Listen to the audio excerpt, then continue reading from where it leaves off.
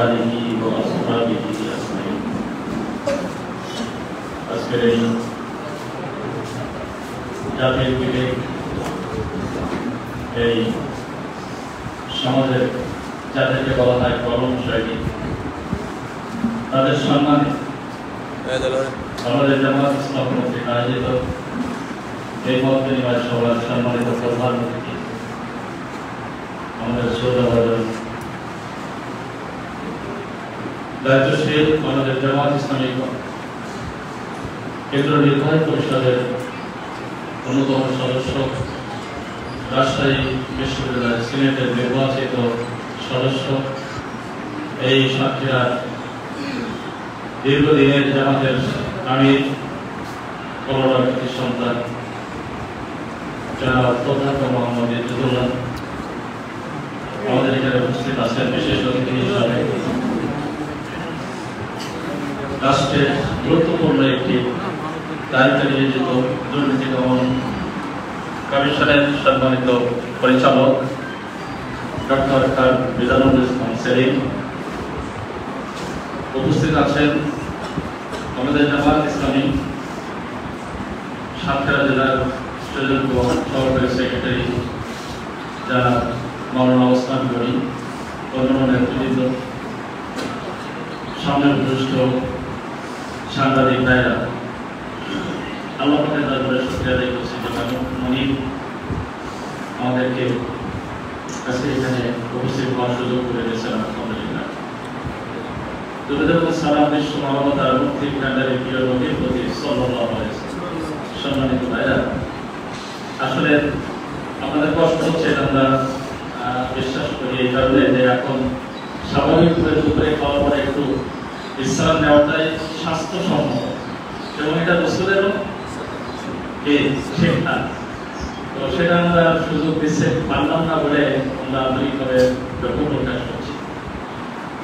সম্মানিত ভাইরা, আপনারা যে বিশেষ দায়িত্ব পালন করেন সাংবাদিক হিসাবে সমাজের চিত্র আপনারা দেশবাসীর কাছে তুলে ধরেন, জীবনের রিস্ক দিয়ে অনেক ক্ষেত্রে আপনারা এমন এমন সংবাদ পরিবেশনা করেন যা আপনাদের জীবনের রিস্ক হয়ে যায়। আমরা দেখেছি বিগত দিনেও যে সাংবাদিকদেরকে পিটায়ে কম করে দেওয়া হয়েছে, সাংবাদিকদেরকে ধরে নিয়ে জেলখানায় দেওয়া হয়েছে,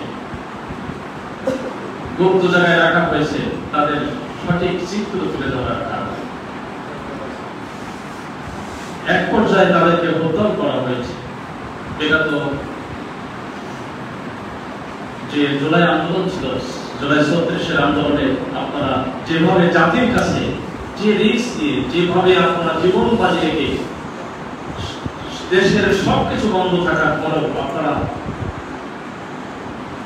ইন্টারনেট বন্ধ, বিদ্যুৎ বন্ধ, সবকিছু বন্ধ থাকার পরেও আপনারা সেই আন্দোলনের সঠিক চিত্র দেশবাসীর কাছে তুলে ধরে সারা দেশকে আপনারা উজ্জীবিত করে রেখেছিলেন, আন্দোলনের মুখী করে রেখেছিলেন।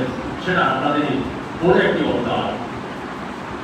সম্মানিত সাংবাদিক ভাই, আমরা চাই যে সাংবাদিকতার ক্ষেত্রে আপনাদের এই ধরনের দুঃসাহসিক কাজ আপনারা করেন, তবে সেক্ষেত্রে আমি বলবো যে সাংবাদিকদের একটি নিরাপত্তা এবং নিশ্চয়তা থাকা দরকার।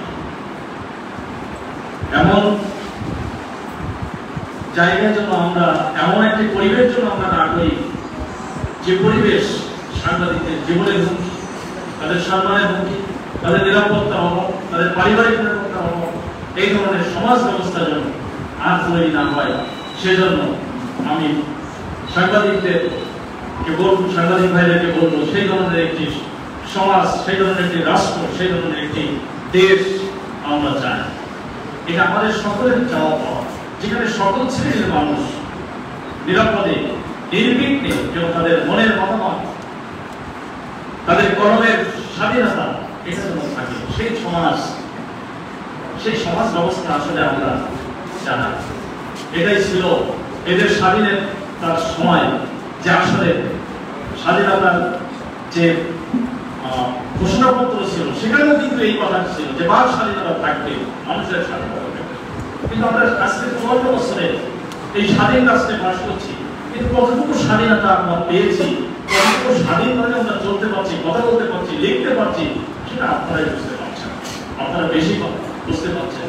তো আমরা চাই যে পরিবেশ জুলাই আন্দোলনের মাধ্যমে আমরা পেয়েছি, ৫ই আগস্ট আমাদের কাছে যেভাবে এই দেশটাকে আমরা পেয়েছি, এই দেশের স্বাধীনতার সার্বভৌমত্বের এই জায়গা থেকে যেন আর হুমকির মুখে না যায়, এই দেশ যেন আর কোন ফ্যাসিস্টের মাধ্যমে আর আমরা নির্যাতিত না হই, নিষ্পেষিত না হই, আমাদের যেন আমরা আমাদের স্বকীয়তা, আমাদের সম্মান নিয়ে এই সমাজে চলতে পারি, কথা বলতে পারি, সেই একটি সমাজ আমরা চাই।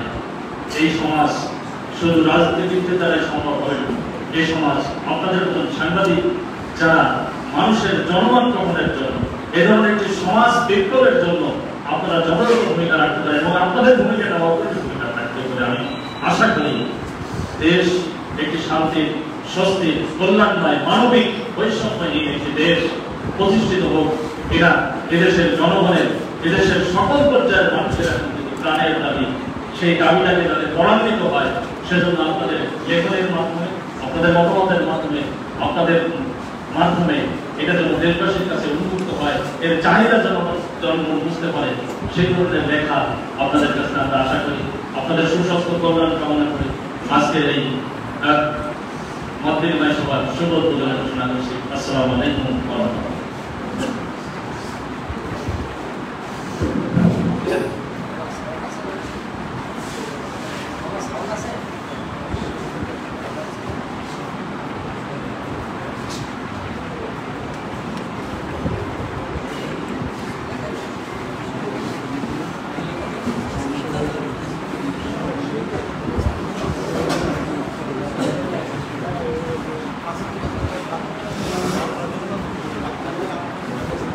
আলহামদুলিল্লাহ,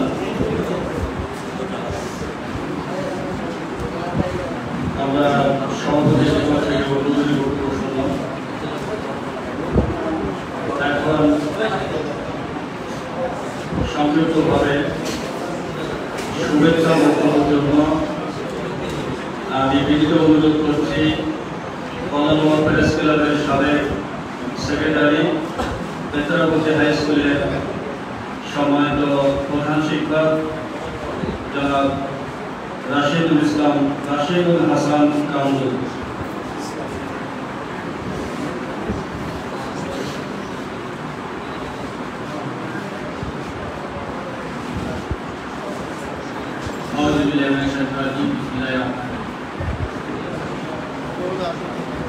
আজকে বাংলাদেশ জামাত ইসলামের পক্ষ থেকে তালাক বাউয়ান সংসদীয় আসনে জামাত ইসলাম মনোনীত এমপি পদপ্রার্থী জনাব অধ্যক্ষ মোহাম্মদ ইজ্জতুল্লাহ সাথে আজকে কলারওয়াল সাংবাদিকদের যে মত বিনিময় সভা, সেই মত বিনিময় সভার সম্মানিত সভাপতি কলার উপজেলা সংগ্রামী আমির, সম্মানীয় শিক্ষক মাওলানা কামরুজ্জামান ভাই, মঞ্চে উপবিষ্ট আছেন আমাদের কলারওয়াল কৃতি সন্তান, বাংলাদেশের অন্যতম স্বচ্ছ প্রতিষ্ঠান দুদকের সম্মানীয় পরিচালক, আমাদের শ্রদ্ধেয় বড় ভাই খান রেজাউল ইসলাম সেলিম, মঞ্চে উপবিষ্ট জামাত ইসলাম বাংলাদেশের কলার উপজেলা শাখার বিভিন্ন পর্যায়ে সম্মানীয় নেতৃবৃন্দ, সামনে বসা আমার সহযোদ্ধা সাংবাদিক সাথী বন্ধুগণ, প্রেস ক্লাবের সম্মানীয় আহ্বায়ক তারফিকুর রহমান সঞ্জুর নেতৃত্বে এবং রিপোর্টার্স ক্লাবের সম্মানিত আহ্বায়ক আমাদের ছোট ভাই মোস্তাক আহমেদের নেতৃত্বে উপস্থিত সকল সহযোগিতা সাথীদেরকে আমি আমার অন্তঃস্থলে জানালাম আসসালামু আলাইকুম ওয়া রাহমাতুল্লাহি ওয়া বারাকাতুহু। প্রথমেই ধন্যবাদ এবং কৃতজ্ঞতা জানাতে চাই যে একটু আগেই অনুষ্ঠানের সম্মানের সভাপতি বললেন সাংবাদিকদের বিভিন্ন ঘটনা দুর্ঘটনা যাই বলি না কেন এই সমাজের দর্পণ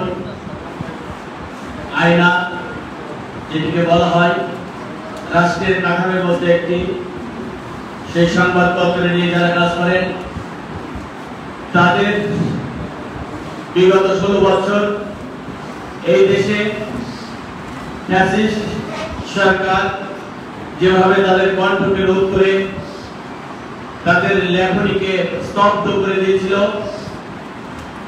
36 জুলাইয়ের সম্ভাবনার বাংলাদেশ, দ্বিতীয় মুক্তিযুদ্ধের বাংলাদেশে আমাদের যে সন্তানেরা তাদের বুকের তাজা রক্ত দিয়ে আমাদেরকে নতুন করে বাঁচতে শিখিয়েছেন, সেই বাংলাদেশে আমরা সাংবাদিকরা যারা কলম সৈনিক আছি আবারও কোন ফ্যাসিস্ট এই বাংলাদেশে আগমন ঘটবে কিনা তার নীতি নির্ধারণের জন্য আজকে সবাই এসেছে আমাদের সম্মিলিতভাবে সিদ্ধান্ত নেওয়া।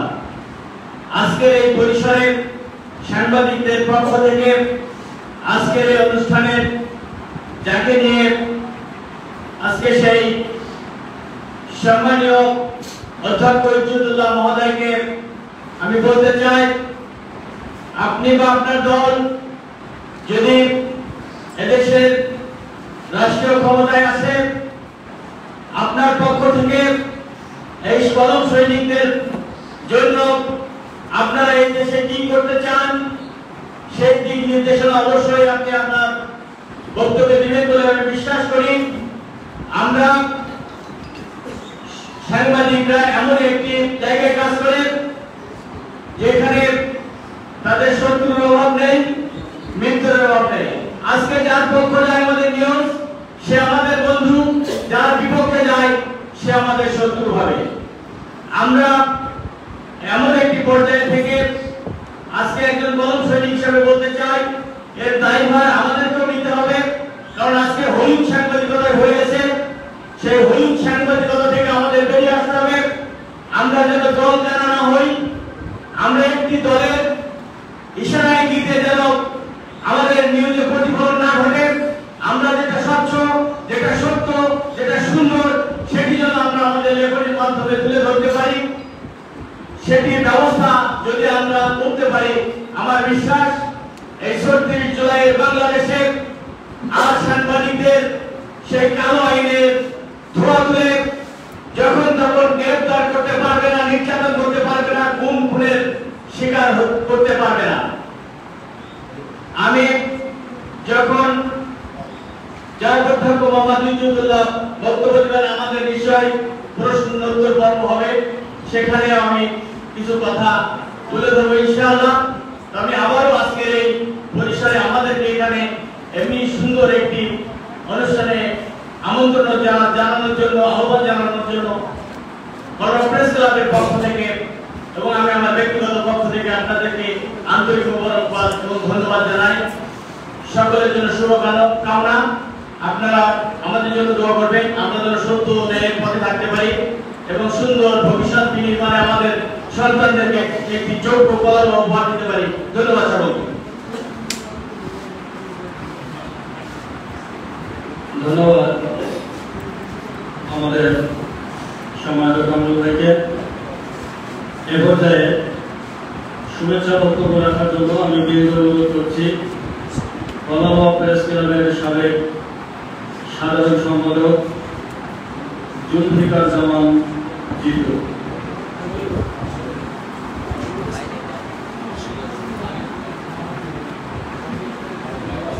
ভাই আসা পর্যন্ত আমি অন্য জায়গায় যেতে পারি।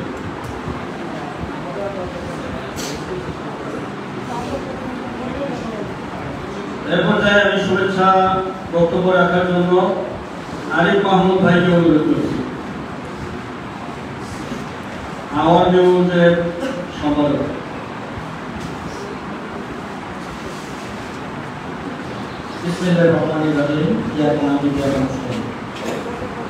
আজকের এই অনুষ্ঠানের সম্মানিত সভাপতি, প্রধান অতিথি ও সকল উপস্থিতি, আসসালামু আলাইকুম ওয়া রাহমাতুল্লাহ। আসলে আমি বক্তব্য এই মুহূর্তে করতে ছিলাম না, এই কারণে যেহেতু বর্তমানে সভা আমার একটা প্রস্তাব থাকবে হাউসে, আজকে যারা আয়োজক তাদের সাথে আমাদের এখানে যারা অডিয়েন্সে আছে তাদের উপস্থিতি পর্বটাও আগে হওয়া উচিত, যে আমি কে কোন পত্রিকায় কাজ করি বা বাসা কোথায়, এটা হওয়া উচিত। তারপরে যদি মত বিনিময়, মানে আমার মত আপনার সাথে বিনিময় করবো, এইটার মানে হওয়াটা উচিত বলে আমি ব্যক্তিগতভাবে মনে করি। এখানে বক্তব্য দেওয়ার কিছু আছে বলে আমি মনে করি না। তারপরে যেহেতু একটু কথা বলতে গিয়েছে, না বললেও হয় না।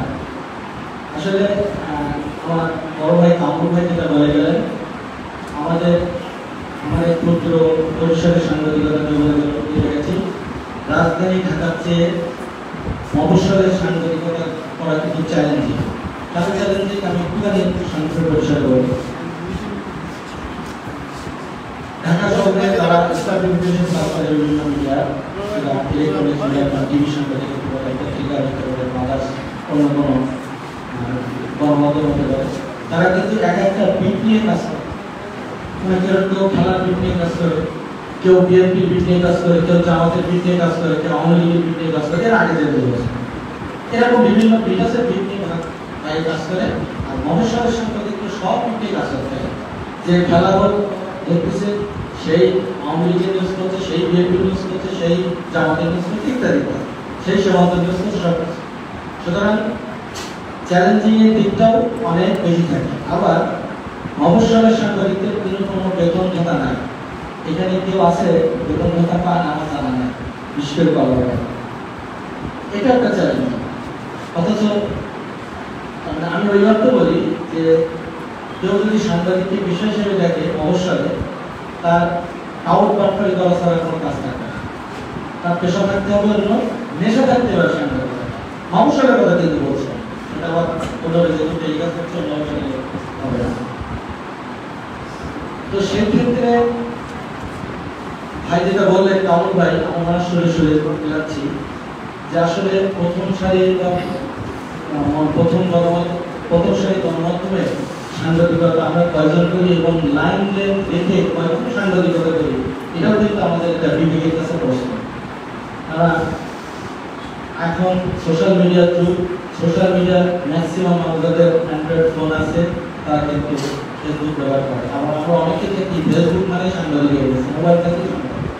অথচ বাংলাদেশের আইন অনুযায়ী এখনো পর্যন্ত 3টে গণমাধ্যমের নিয়োগ প্রাপ্ত ছাড়া সাংবাদিকতা করা যায় না। 1 নম্বর প্রিন্ট পত্রিকা, 2 নম্বর ইলেকট্রনিক্স অর্থাৎ টিভি বা রেডিও যেগুলো বলে গভর্নমেন্ট অনুমোদিত, এবং 3টি হচ্ছে অনলাইন অনুমোদিত অনলাইন তথ্য, এটা গভর্নমেন্টের তথ্য। কিন্তু এখন দেখা গেল যে আমরা একটা ফেসবুক নিয়ে বলে থাকলাম, একটা নাম দিলাম ইত্যাদি ইত্যাদি, যে আমরা সাংবাদিক। আসলে অনেক সময় দেখি এই কারণে আমাদের সাংবাদিক পরিচয় দিতে গেলেও আমাদের অনেকটা লজ্জা লাগে। তবে সেখানে যাবো না, যেহেতু সাংবাদিকদের সাথে মত বিনিময়, এই কারণে আমি এই কথাগুলো বললাম, আপনারা আদার দিলেন। আসলে এখানে আমাদের হাদিস ভাই ছিল, আমরা একসময় প্রেস ক্লাব পলিটিক্স করেছি, প্রেস ক্লাবে আমি ব্যক্তিগতভাবে নির্বাচন করেছি, মাহমুদ ভাই নির্বাচন করেছি, আমরা নির্বাচন করে জিতেওছি। ইতিহাসে প্রেস ক্লাবের গণতান্ত্রিক ভোটে আমরা নির্বাচন করেছি। সে সময় হাদিস ভাইরা আমাদের সাথে ছিলেন, বিভিন্ন কারণে হয়তো ইসের বাইরে চলে গিয়ে এখানে প্রসেস আছে। আপনাদের যারা গণনা আমাদের ইসলামের গণনা যারা ছিলেন, তাদের সাথে কিন্তু আমাদের রাখা শাখার অনেক সম্পর্ক ছিল। শুধু তাই নয়, 13-14 সালে যখন দেশকাল বিশ্বের আমাদের দেশের পশ্চিম অঞ্চলে, শান্তির অঞ্চলে যখন ব্যাপক একটা খারাপ ভীতিকর অবস্থা ছিল, তখন কিন্তু আমাদের ওসমান ভাই তখন সম্ভবত জামাতের আমির ছিলেন, সম্ভবত ওনার সাথে আমার কোনো সার্বক্ষণিক কমিউনিকেশন থাকতো। এবং ওই সময় হাতে গোনা টোটাল এই অঞ্চলে হাতে গোনা যদি 2-3 জন সাংবাদিক টোটাল মানে ওই সময়ের নিউজ অরিজিনাল খবরাখবর তুলে দিত, তার মধ্যে কিন্তু আমি একজন ছিলাম। তখন আমি বৃষ্টিবারের রাস্তা তখন অনলাইন পেয়ে না আসা নাই, সেটা যদি ওসমান ভাই বলা যায় ওসমান ভাই বলবো। তো আমি এইসব বিষয় নিয়ে আমরা অনেক হুমকি শিকার হয়েছি, বিগত দিনে অনেক কিছু হয়েছে, সেগুলো বলবো না। তবে আরেকটা কথা আমি সর্বশেষ ক্ষেত্রে বলবো, হয়তো প্রশ্নোত্তর পর্ব যদি আপনারা করেন আমাদের একটু কিছু জানার জিজ্ঞাসা থাকবে, আপনার আমাদের প্রধান অতিথি বা আপনাদের সংশ্লিষ্ট আছে তাদের সাথে। একটা কথা আমি শুধু বলবো, আমরা বিগত দিনে দেখে এসেছি এই মফস্বলের চ্যালেঞ্জিং সাংবাদিকতায় অনেকে হুমকি ধামকি দেয় নিউজ সংক্রান্ত কারণে। প্রেস ক্লাব বা রিপোর্টার্স ক্লাব বা আদার্স অন্য কোনো সাংবাদিক সংগঠন নিয়ে অনৈতিকভাবে হস্তক্ষেপ করে কমিটিকরণের ক্ষেত্রে। আপনারা যদি মানে দায়িত্বে আসেন এরকম আপনারা কথা দিবেন কিনা যে এরকম কোনো অনৈতিক হস্তক্ষেপ থাকবে কি থাকবে না, এটাও আমার কাছে প্রশ্নটা থাকলো আপনার কাছে। পাশাপাশি সামনের দিনে বিগত দিনে কি হয়েছে ওগুলো আমরা আর না যাই, সামনে টোটাল পরবর্তী যারা সাংবাদিক আছে অথেন্টিক সাংবাদিক, সে অথেন্টিক সাংবাদিকদের আপনাদের পাশে সাংবাদিকদের পাশে আপনারা থাকবেন সেই আশাবাদ ব্যক্ত করে আমি আমার কথা শেষ করছি। তবে আবারও অনুরোধ করবো, যেহেতু মাধ্যমিক সভার অনেকে আছেন তাদের আমরা একটু পরিচয় নেই, আমরা অনেকে আমাদের চিনি না, আমরা তো চেনার চেষ্টা করি, সেটা যদি হয় আমার মনে হয় ভালো হয়। সবাইকে আমাদের শুভেচ্ছা, আল্লাহ হাফেজ, আসসালামু আলাইকুম ওয়া রাহমাতুল্লাহ।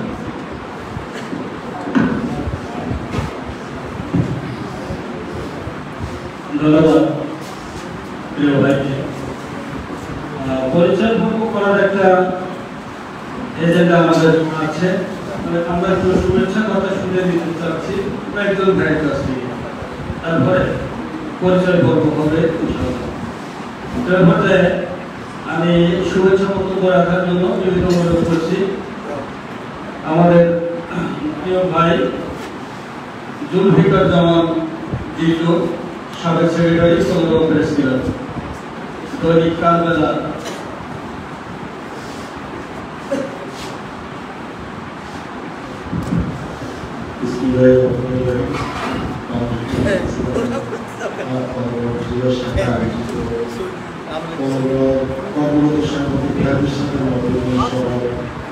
সভাপতি প্রধান অতিথি মোহাম্মদ ইজ্জতুল্লাহ সাহেব, যিনি ইসলামিক পরিষদের